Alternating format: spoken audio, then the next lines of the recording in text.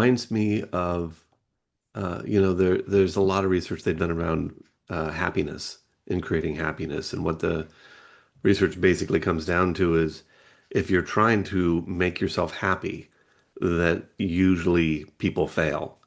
When people instead lean into finding meaning and leaning into their values and principles and living their life in a way that has connection and meaning and resonates with them, that happiness is a byproduct.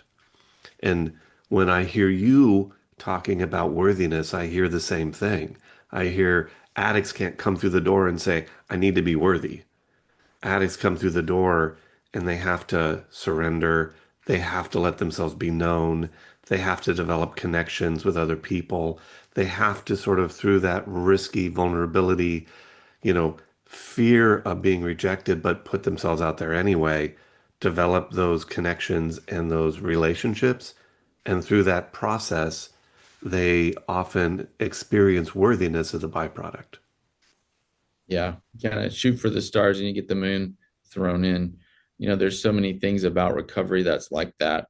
Like if I'm pursuing recovery to get healing in my marriage or to get my partner back or to help them calm down after a discovery, if I pursue recovery or sobriety like with that goal in mind, I'm probably going to miss. Right? I'm not doing it for me. It's not coming from a core place within myself. It's not coming in uh, with the right amount of gravitas and uh, remorse, grief around the consequences of these things. I'm not feeling it, right? And my target is I got to make this other person happy, which is only going to lead me down the road to resentment. And the other target that you're talking about is I want to be happy. And guys come into the program all the time and they take out a feeling wheel and they're picking the things that they want to feel rather than what they are feeling, or they pick the things that they would prefer to feel.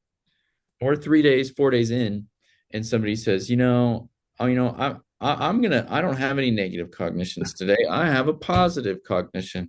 And while I'd love to hear that, I'm always like, okay, is this a preference or is this reality for you? And I think addicts are particularly prone to thinking that if I don't want to be sad, then I need to be happy, which is a really basic way of understanding actually what addiction is. Right. I don't want to feel that. I'd rather feel this. And until we learn to like accept all of the parts of ourselves in that community sense, or accept all of the parts of ourselves on an internal sense, and accept all of our emotions, even the ones that we don't like, health is going to be kind of elusive.